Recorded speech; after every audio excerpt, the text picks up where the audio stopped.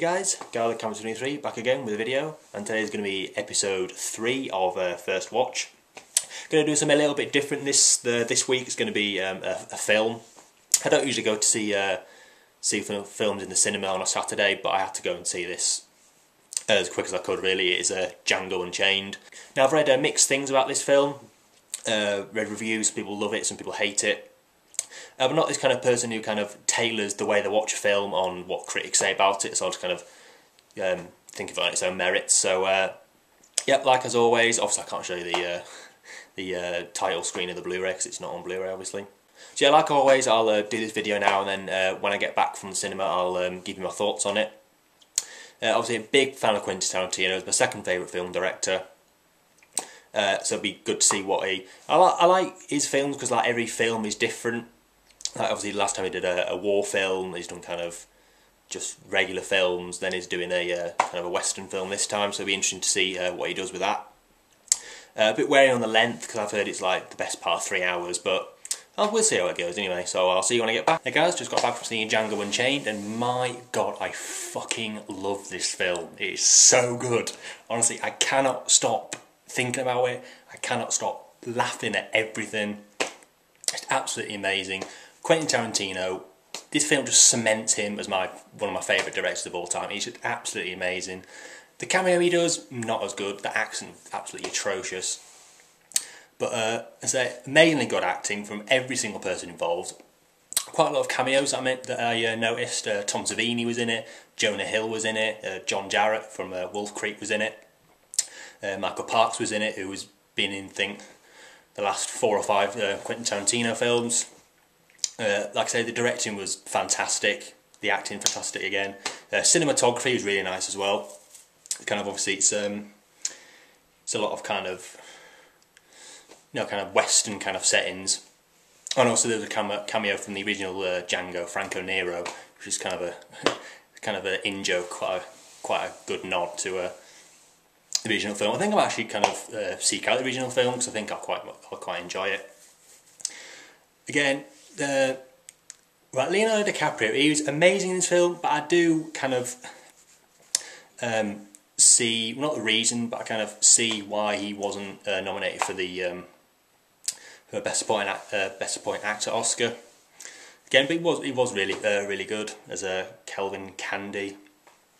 Again, when I've read the reviews, excuse me, when I've read the reviews, I've seen that it is that people have kind of noticed that it is far too long. I did not think that whatsoever. The same with The Hobbit. People thought that went on for too long, but again, I completely disagree. And I disagree with this film. It was absolutely amazing. The violence was what you'd expect from a QT film. Again, he's just such a good director. He knows exactly what he wants and knows exactly how to get it, which I love. Anything else? Yeah, only one kind of small criticism I would have is they used the N-word in this a lot. Like for the first for about an hour and a half, like nearly every other word was the N-word, which kind of didn't put me off, but I did kind of notice it quite a bit. But I suppose with it set in a western, you would you would find that obviously racism wasn't kind of a big thing back then. The other thing I wanted to pick up on is something that I also noticed about the film is some of the editing wasn't amazing.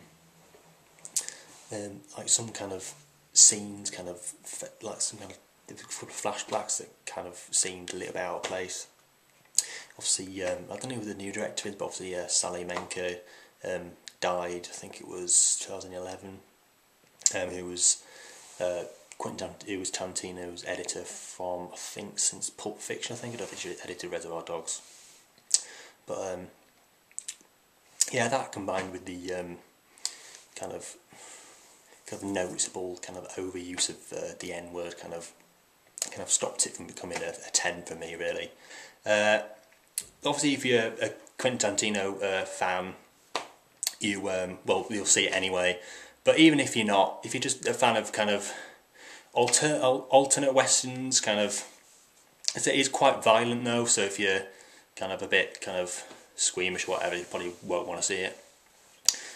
Again, it's like any other Western, but with just every shot you can tell it's a Tarantino film. If you didn't know it was a Tarantino film, if you saw the first 5 minutes you'd know it was. It was absolutely amazing. Also, Christoph Waltz was really good as well as, I can't remember his name for the life of me, but he played a German bounty hunter. Basically, the story is Django is a slave, and that's like Christoph Waltz's character kind of knows where he came from, and he's so he's a bounty hunter, and he's looking for I think the Brisk something brothers, or Driscoll brothers or something, and he knows that that Django knows how to do it, knows who they look, what they look like. So they don't want to give any spoilers away, but basically they kill him, and then he finds out that Django is a really good shot with a gun. So he kind of frees him as a slave and brings him along to help with these, being a bounty hunter basically. And really funny scenes in it as well. If you the baghead scene was really funny, which had the cameo from Jonah Hill. Again, really funny. The thing I find with Quentin Tarantino films is that kind of every film he does, it's like a different kind of film, kind of like Kubrick in a slight sort of way. Kind of every film he does is kind of different, but the same at the same time, if you know what I mean. Anything else? Yeah, like I said, with Tarantino films, I kind of every film he does, he kind of works with actors that you wouldn't kind of expect to be in a Tarantino film, and this one was Leonardo DiCaprio and Jamie Foxx, of course. He played Django. Again, really good performances. For the first kind of half an hour, I didn't.